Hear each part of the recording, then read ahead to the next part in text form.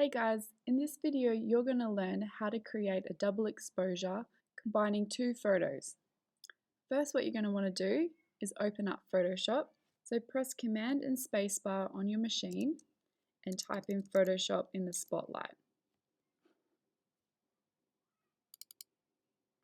When Photoshop is open, go up to File, New, and under this Print tab,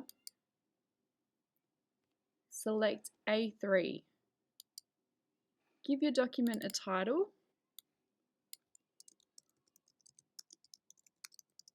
Change the color mode to CMYK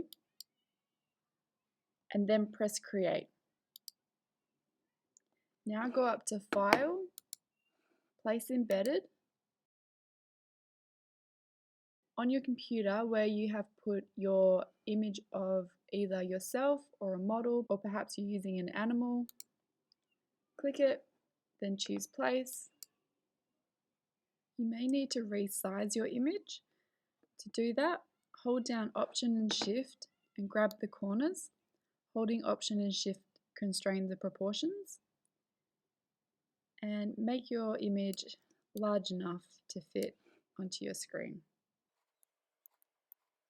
When you're happy with the size, you can either press Return or the tick up here.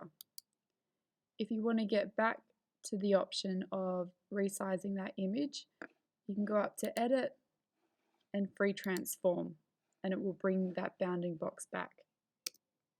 Now go back up to File, Place Embedded, and choose the image that you want to double expose your first image with.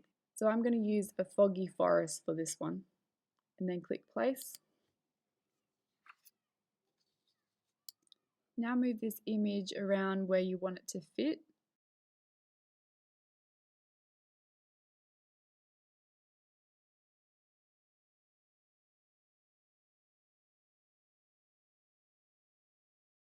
If you still want to see the model behind, you can reduce the opacity on this layer, and that will help you give an idea on where those elements are sitting on your first image. And when you're happy, press Return. Now in your layers, you will see the model layer and whatever image you've chosen to put over the top. If it has this little icon on either of these layers, hold down Shift to select them both, then right click and say Rasterize Layers. I'm going to move the opacity back up on this layer and click the eye so I can't see it for now. Go over to the Quick Selection tool, click Auto Enhance up the top, and with that layer selected, I'm going to select the model. You can see here on the buttons that they have not been selected, so I'm just going to highlight over those and then it is selected. So we want these marching ants around the outside of the image.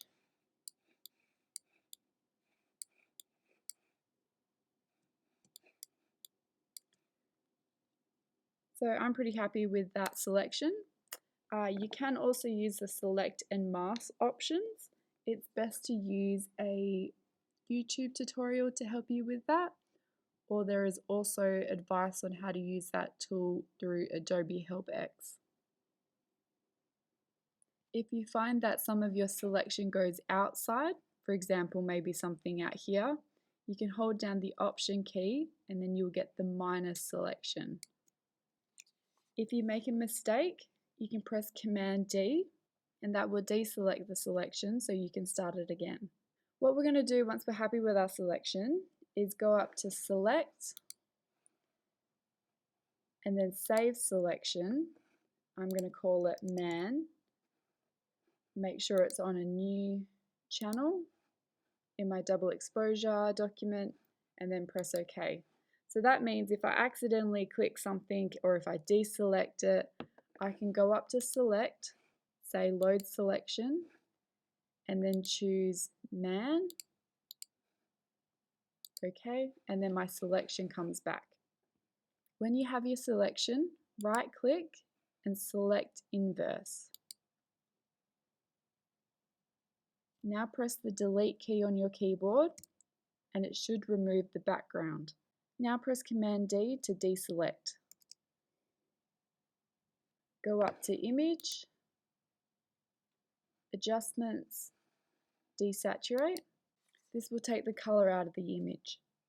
Now go back over to your Layers panel and turn on the eye of that layer for your top one and make sure it is selected.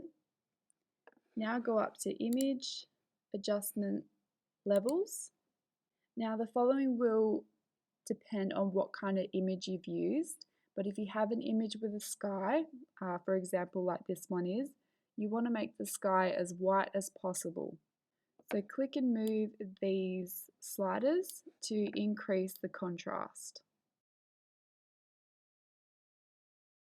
When you're happy with that, press OK. I'm going to drop the opacity back down again so I can see the person behind. Make sure that this layer is covering the whole part of the person. So we don't want this harsh white line there. So I'm just going to increase the size. Now what we're going to do is we're going to hold down Command and click this layer here, and it's going to create a selection around the person.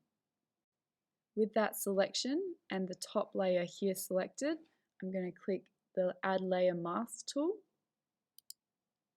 and we can see a mask has been created. I'm going to change the blending mode to luminosity and then just round this up to 50. I'm going to add a new layer, move this layer below the model layer, and then over here I'm going to double click and choose a soft color that will suit your double exposure best. So I've chosen this color here, but you can choose your own. Click OK, then go up to Edit, Fill, and fill that with the foreground color we have there. Click OK, and there we have it, our double exposure. Make sure you go to File, Save As, and save your double exposure as a .psd. That is this file type here. So then you can always go back and edit your document later on.